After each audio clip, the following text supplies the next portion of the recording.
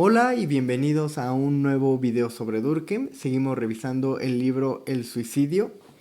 En los capítulos anteriores habíamos visto el suicidio egoísta. En esta ocasión vamos a revisar el suicidio altruista.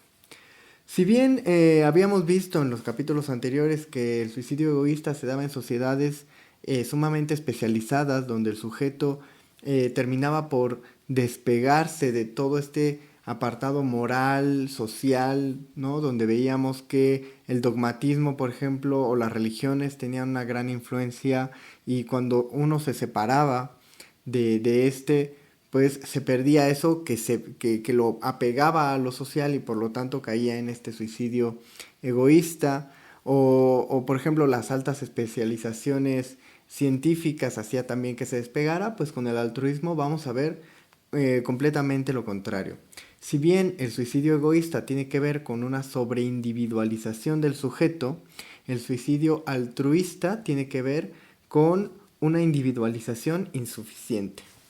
Lo primero que va a hacer Durkheim a la hora de revisar este capítulo es hacer un recorrido histórico.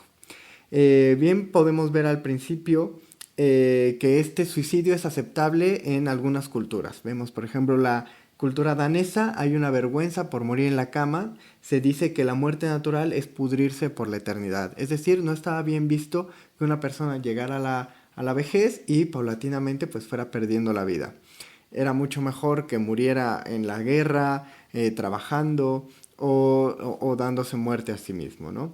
Podemos ver también que nos cuenta Durkheim que en las sociedades godas o los godos tenían una roca de los abuelos, que era una roca donde las personas pues ya mayores iban ahí y se despeñaban y así daban fin a su vida, ¿no? Este era un ritual, era algo habitual que se hacía, una especie de suicidio o de eutanasia, eh, pues donde ya no se quería vivir más en la vejez y estaba bien visto darse muerte de esta forma. Los tesios, por ejemplo, también nos cuenta Durkheim, que no rinden honor a los muertos por vejez y que las viudas están, entre comillas, vamos a ponerlo de momento, obligadas a suicidarse. Es decir, lo primero es que se le rinde tributo, se le rinde homenaje a las personas que han muerto en batalla, que han muerto suicidándose y tal, cobrando honor por alguna ofensa que hayan sufrido, pero no si mueren por vejez, es decir, eso estaba mal visto. Y por otro lado, cuando los hombres habían muerto, sus esposas, pues estaban, Durkheim lo pone como obligadas, sin embargo nosotros vamos a ver que es más bien una tendencia, es decir, que lo más habitual o lo más costumbrista era darse muerte a sí mismas. Estas personas entonces se matan porque creen que es su deber. La sociedad de alguna forma hace una presión y obliga a estas personas o lleva esta tendencia hacia este tipo de suicidio. Ahora vamos a ver qué tipo de sociedades se necesitan para que este suicidio exista. En este tipo de sociedades, a diferencia del egoísta donde se desprendía de lo social, esta sociedad parece un grupo compacto de individuos que es continuo y donde no hay una especialización, es decir, todas las personas viven más o menos la misma vida, bajo las mismas ideas, bajo los mismos sentimientos y ocupaciones. Esto lo podemos ver actualmente, por ejemplo, en las sociedades más rurales o más primitivas, por así decirlo, donde todas las personas realmente van viviendo la misma vida, transitan los mismos caminos, tienen los mismos utensilios, sus casas son muy parecidas, se conocen todos entre todos. Es un lugar donde, por ejemplo, no hay tantos secretos. O son secretos a voces, es decir, lo que se dice de pueblo chico, infierno grande, donde todas las personas realmente se conocen entre sí. Muy a diferencia de las ciudades donde sí vemos mucha desigualdad entre los ricos y los pobres, donde cada uno vive su vida de forma diferente, donde uno sale a la calle y realmente no reconoce las caras que ve en la calle, en el transporte público o en las tiendas a donde acude. Estas sociedades que propician o que generan una tendencia hacia el suicidio altruista son todo lo contrario, son sociedades más primitivas, más rurales y donde todos tienen más o menos la misma vida. Asimismo, como les estaba contando antes, la vigilancia social se acentúa, lo que les decía de pueblo chico, infierno grande, todo el mundo se está viendo porque todo el mundo se conoce. Cuando a una persona se enferma, cuando una persona comete un ilícito, cuando hay algún rumor de alguien, pues se conocen y estos se difunden porque realmente te interesas por esa persona porque la ves cada cierto tiempo en la plaza, en la tienda, en las fiestas. Y el individuo no tiene un ambiente para especializarse.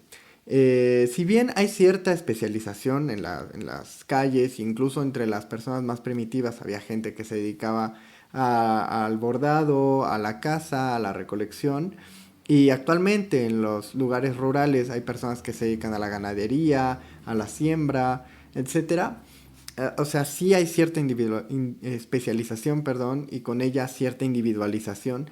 No es lo mismo que en sociedades pues más avanzadas, ¿no? Donde realmente hay una persona que se dedica a una cosa muy, muy, muy específica. Por ejemplo, a atender teléfonos para una aerolínea específica, bajo un estándar específico, ya sea ventas, ya sea atención a clientes.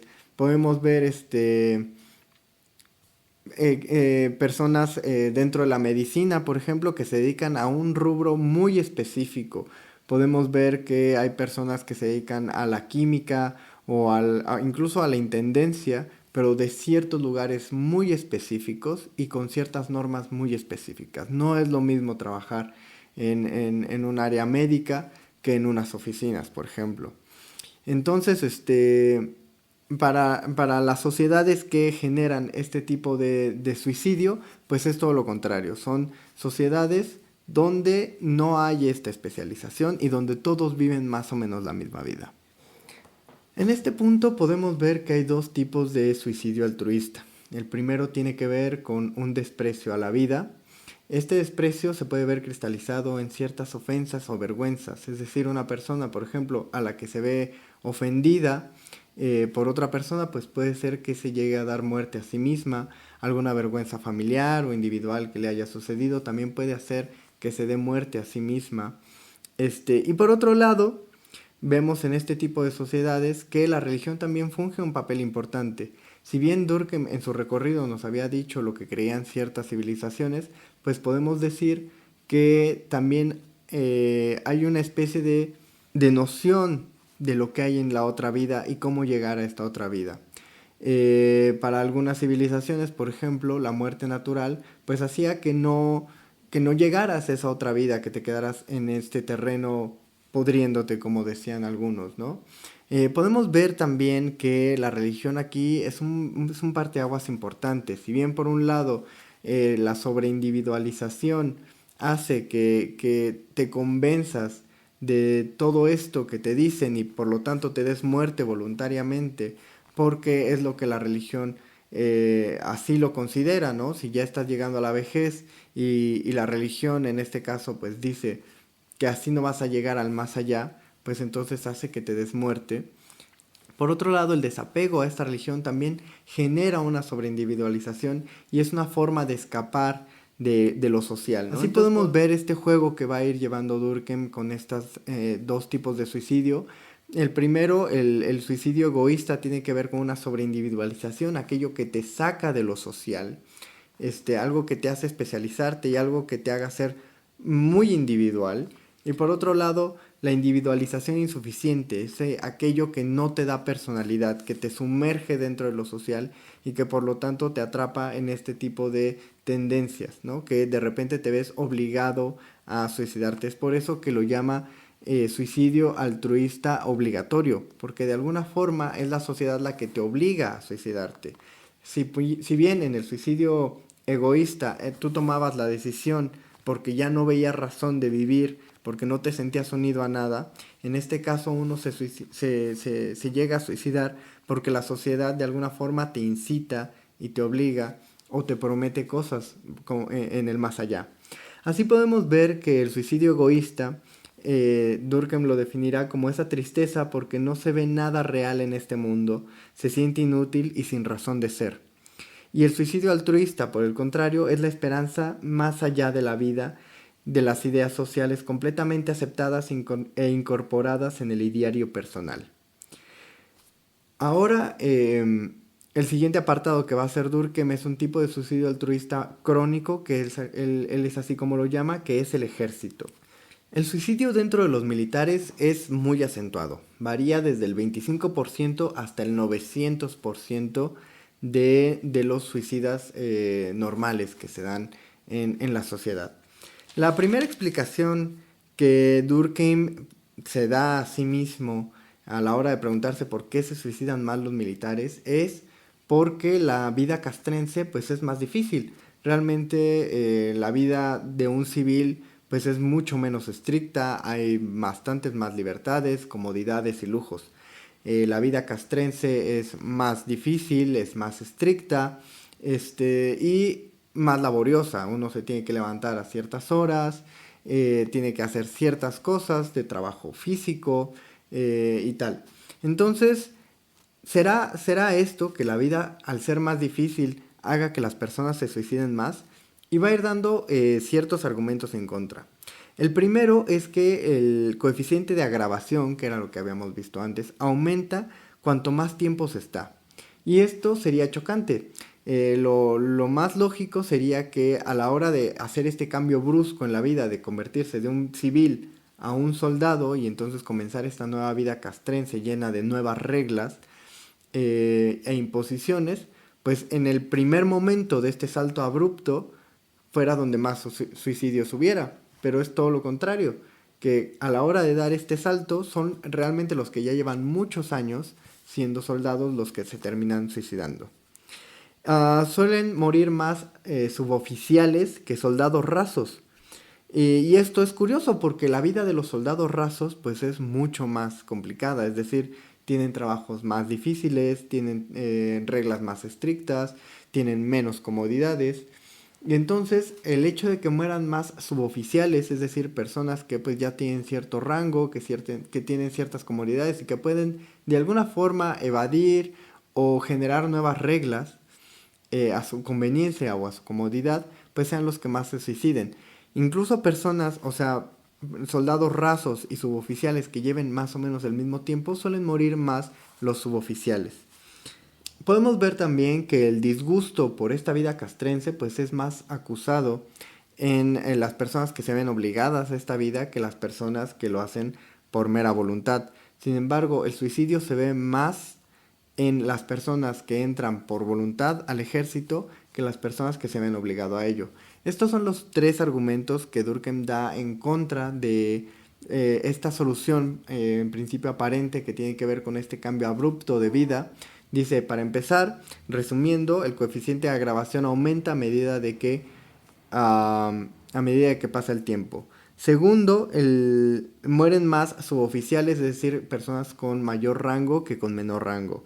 Y por último, que mueren más voluntarios que obligados a esta vida. Durkheim va a decir que no es la repugnancia por este cambio abrupto en las costumbres de la persona.